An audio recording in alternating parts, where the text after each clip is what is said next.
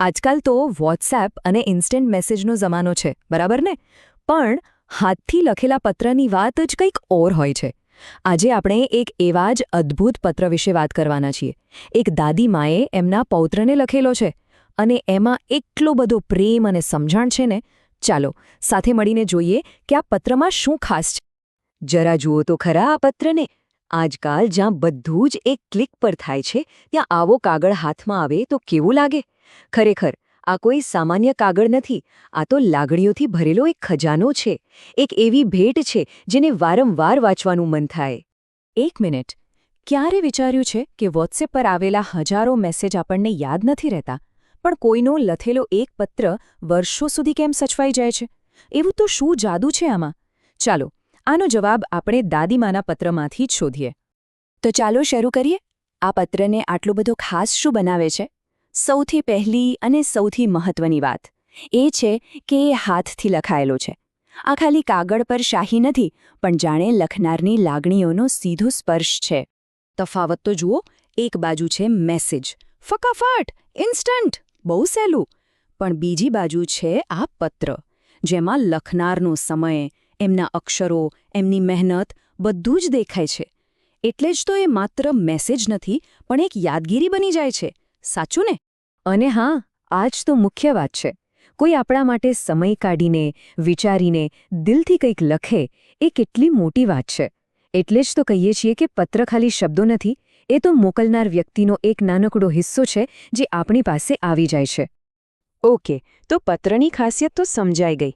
પણ હવે આવે છે અસલી મજા. દાદીમા પત્રમાં જે વાતો કરી રહ્યા છે ને, એ તો એનાથી પણ જોરદાર છે. અને એમની પહેલી જ સલાહ પુસ્તકો વિશે છે, એમની જાદુઈ દુનિયા વિશે. કેટલી સાચી વાત કહી છે ને? પુસ્તકો આપણા શ્રેષ્ઠ મિત્રો છે. દાદીમાનું કહેવું છે કે આ એવા મિત્રો છે જે ક્યારેય આપણો સાથ નથી છોડતા. જ્યારે પણ જરૂર પડે એ આપણી સાથે હોય છે, આપણને કંઈક નવું શીખવવા માટે.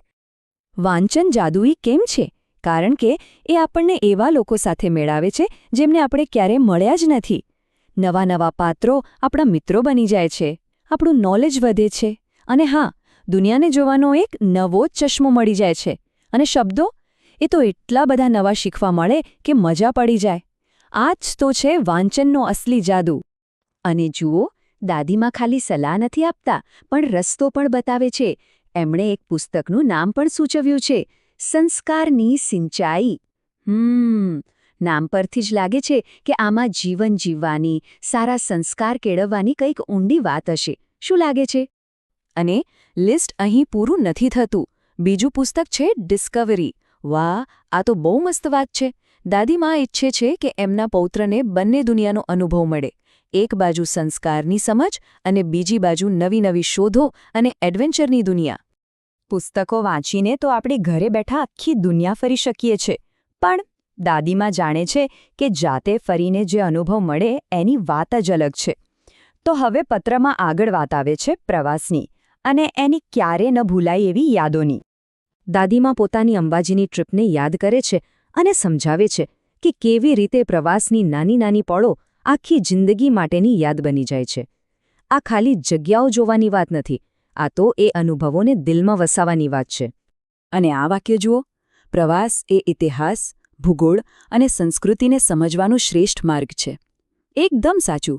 કારણ કે જ્યારે આપણે ક્યાંક જઈએ છીએ ત્યારે આપણે ફક્ત પુસ્તકોમાં વાંચેલી વાતોને આપણી આંખોથી જોઈએ છીએ, અનુભવીએ છીએ. ત્યાંના લોકો, એમની રહેણીકરણી, એમનો ઇતિહાસ બધું જ જાણે જીવંત થઈ જાય છે. તો અત્યાર સુધી આપણે પુસ્તકો અને પ્રવાસની વાત કરી, પણ આ બધી જ વાતો, આ બધી જ લાગણીઓ આપણા સુધી પહોંચે છે કેવી રીતે? શબ્દોથી. દાદીમાના પત્રમાં જે શબ્દો વપરાયા છે ને, એ પણ એટલા જ સુંદર છે. ચાલો એ શબ્દોની શક્તિને પણ જરાક માણીએ. પત્રમાં એક શબ્દ આવે છે સંસ્કૃતિ. આનો મતલબ શું? બહુ સહેલો છે. સંસ્કૃતિ એટલે આપણી જીવવાની રીત, આપણા રીતિરિવાજો, તહેવારો, આપણું ખાવા પીવાનું, આ બધું જ આપણી સંસ્કૃતિ છે. એ આપણી ઓળખ છે. બીજા પણ મસ્ત શબ્દો છે, જેમ કે જીવન ઘડતર, એટલે કે સારું ચારિત્ર્ય બનાવવું. પછી છે શિરામણ. આ તો ઘણાને ખબર હશે, સવારનો નાસ્તો. અને નિરંતર એટલે કન્ટિન્યુઅસ, સતત. જોયું? આવા શબ્દો વાપરવાથી આપણી ગુજરાતી ભાષા કેટલી મસ્ત લાગે. તો જોયું, એક નાનકડા પત્રમાં કેટલી બધી મોટી વાતો છુપાયેલી હતી. દાદીમાએ જાણે આપણને જીવન જીવવાનો એક નકશો આપી દીધો છે. પણ ખાલી જાણવું પૂરતું નથી, ખરું ને? આ બધી વાતોને જીવનમાં ઉતારીએ તો જ એનો સાચો ફાયદો થાય. તો આખા પત્રનો સાર શું છે? ચાલો ફટાફટ જોઈ લઈએ. પહેલું, હાથથી લખેલા પત્રો એક અમૂલ્ય ભેટ છે. બીજું, પુસ્તકોની દુનિયા સાહસ અને જ્ઞાનથી ભરેલી છે. અને ત્રીજું, પ્રવાસ આપણને એવી યાદો આપે છે જે હંમેશા આપણી સાથે રહે છે. ખરેખર આ ખાલી કાગળ પર લખેલા શબ્દો નથી. આ તો જીવનને વધુ સારી રીતે, વધુ ખુશીથી જીવવા માટેની એક ગાઈડબુક જેવું છે. દાદીમાએ શીખવ્યું છે કે સાચી ખુશી નાની નાની બાબતોમાં જ છુપાયેલી છે. અને હવે જતાં જતાં એક સવાલ. આ પત્ર વિશે જાણીને આપણને જે ખુશી થઈ, એ ખુશી આપણે કોઈ બીજાને કેમ ના આપીએ? વિચારો, આજે એવું કોણ છે જેના ચહેરા પર આપણો એક નાનકડો પત્ર મોટી સ્માઇલ લાવી શકે છે? આનો જવાબ તો સૌની પાસે જ હશે.